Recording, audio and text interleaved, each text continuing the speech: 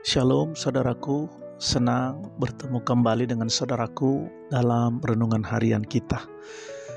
Sebelum kita masuk dalam renungan kita, marilah kita berdoa terlebih dahulu. Mari kita berdoa.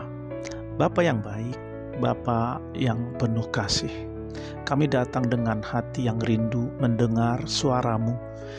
Tenangkanlah pikiran kami, buka telinga dan hati kami, agar firman-Mu hari ini mengubahkan hidup kami. Berfirmanlah ya Tuhan, kami siap mendengarkan-Mu.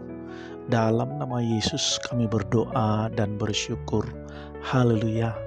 Amin. Saudaraku, kita akan berbicara tentang cinta yang luar biasa hari ini. Tema kita hari ini adalah cinta yang tidak masuk akal, yang didasarkan pada Hosea 3 ayat 1. Demikian bunyi firman Tuhan. Berfirmanlah Tuhan kepadaku, pergilah lagi, cintailah perempuan yang suka bersundal dan berzinah, seperti Tuhan juga mencintai orang Israel, sekalipun mereka berpaling kepada allah-allah lain dan menyukai kue kismis. Amin. Saudaraku, pernahkah saudara menyaksikan sebuah kisah cinta yang menyakitkan, tapi justru di sanalah kita melihat keindahan kasih sejati itu? Hari ini saya ingin mengajak saudara menyelami sebuah kisah yang mungkin tidak sering dibahas di mimbar-mimbar gereja. Kisah seorang nabi yang tidak hanya menyampaikan firman Tuhan lewat mulutnya, tapi lewat darah, air mata, dan seluruh hidupnya. Namanya Hosea. Ia bukan tokoh yang penuh mukjizat seperti Musa, bukan pengobar api dari langit seperti Elia, tapi Tuhan memilih kisah hidupnya untuk menjadi panggung cinta ilahi, cinta yang mengejar, cinta yang bertahan, cinta yang menolak menyerah. Mari kita kembali ke abad 8 sebelum Masehi. Israel, kerajaan utara, sedang dalam masa kejayaan ekonomi. Mereka makmur, rumah-rumah megah berdiri, pasar-pasar ramai, dan emas perak mengalir. Tapi sayangnya kemakmuran lahiriah tidak selalu berarti kesetiaan rohani. Rakyat Israel hidup seenaknya. Mereka menyembah Baal dan dewa-dewa Kanaan.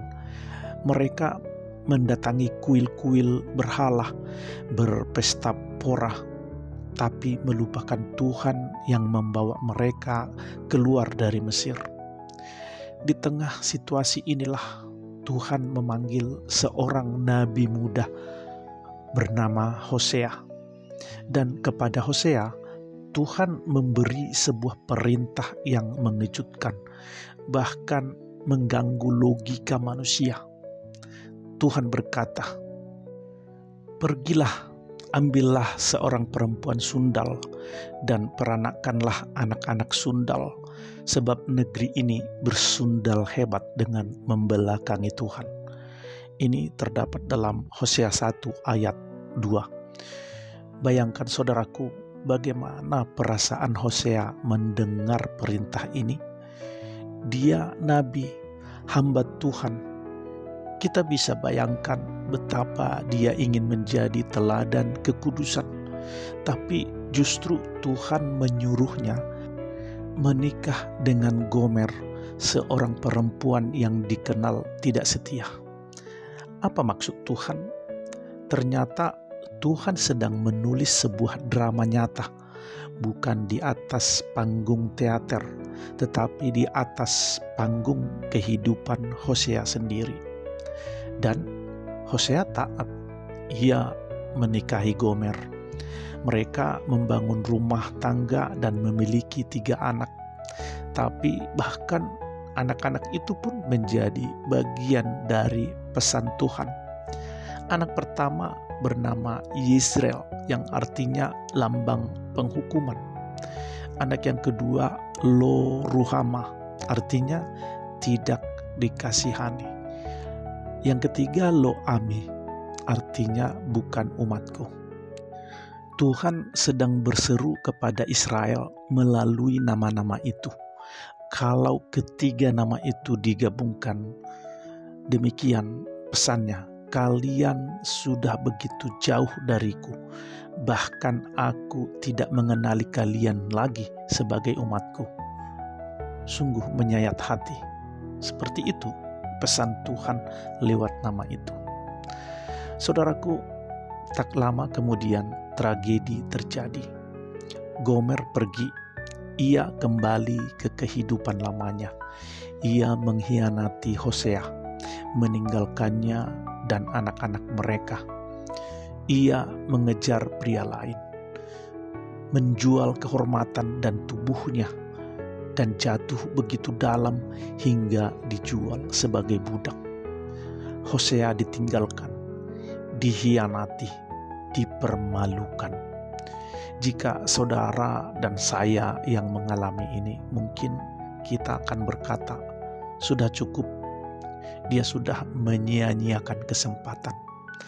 Tapi dengar apa yang Tuhan katakan. Dalam Hosea 3 ayat 1 dikatakan, pergilah lagi, cintailah seorang perempuan yang dicintai oleh kekasihnya tetapi berzinah. Cintailah lagi bezinah itu. Tuhan menyuruh Hosea untuk mengejarnya kembali, dan Hosea kembali taat. Hosea mencari Gomer. Ia menemukannya hancur dan hina, dijual di pasar budak. Tapi di hadapan orang banyak, Hosea membeli kembali istrinya sendiri. Maka aku membelinya bagiku dengan 15 shikal perak dan 1,5 homer jelai. Saya ulangi lagi, maka aku membelinya bagiku dengan 15 shikal perak dan 1,5 homer jelai. Hosea 3 ayat 2. Perhatikan ini saudaraku, dia tidak berteriak, kau sudah mengkhianatiku. Tidak, dia tidak menghukumnya. Tapi dengan lembut dia berkata, engkau akan tinggal bersamaku, jangan lagi bersundal, aku pun akan berlaku setia kepadamu. Dalam Hosea 3 ayat 3. Ini bukan cinta biasa. Ini adalah cinta yang memilih untuk tetap tinggal, bahkan saat dikhianati. Cinta yang tidak masuk akal. Saudaraku, pertanyaannya, mengapa Tuhan menyuruh Hosea menjalani semua ini? Karena Tuhan ingin memakai hidup Hosea sebagai cermin kasih-Nya sendiri kepada Israel. Tuhan berkata, aku mengasihi kalian, kalian lari, kalian berdosa, kalian menjual diri kepada berhala, tapi aku tetap mengejar, aku tetap ingin menebus kalian kembali. Kisah Hosea adalah kisah kasih Tuhan yang tidak logis, kasih Tuhan yang menolak menyerah, kasih Tuhan yang berkata, aku tetap menginginkanmu walau kau menolakku berkali-kali. Saudaraku, bukankah kita sering seperti Gomer? Kita tahu Tuhan baik, tapi tetap mencintai dunia. Kita pernah berjanji setia, tapi kemudian melupakan Tuhan saat hidup nyaman. Kita menyembah Dia di gereja, tapi menyembah hal lain dalam hidup kita. Uang, popularitas, ambisi, kekuasaan yang dipakai semena-mena. Banyak hal yang kita lakukan. Dan meskipun kita begitu, Tuhan tetap datang mengejar. tapi harga penebusan kita jauh lebih mahal dari harga yang dibayarkan oleh Hosea untuk istrinya, 15 shikal dan jelai. Harga penebusan kita adalah darah anaknya sendiri. Yesus disalibkan supaya kita yang hina bisa kembali ke pelukan kasih yang kekal. Saudaraku yang terkasih, kalau hari ini saudara merasa telah terlalu jauh dari Tuhan, kalau saudara merasa hidup saudara sudah hancur dan tidak layak lagi, ingat kisah Hosea. Tuhan tetap mencari saudara. Tuhan tetap berkata, kembalilah, aku tetap mengasihimu. Dan ketika kita pulang, Ia tidak menghukum, Ia memeluk dan Ia memulihkan. Mari kita jangan menyia-nyiakan kasih seperti ini. Bukan karena kita sempurna, tapi karena kita telah ditebus oleh cinta yang menolak menyerah, oleh cinta yang tidak masuk akal.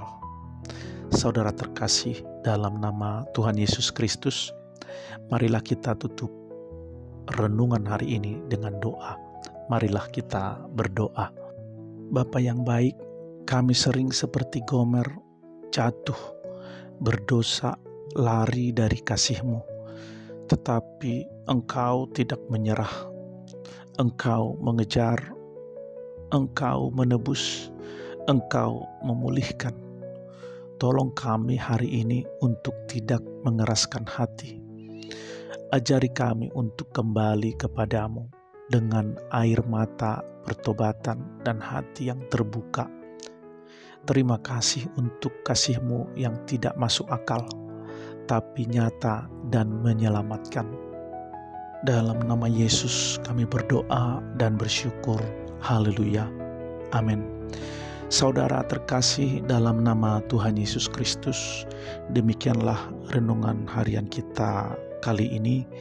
Biarlah semuanya menjadi berkat bagi saudaraku, dan sampai jumpa kembali di renungan harian berikutnya. Haleluya.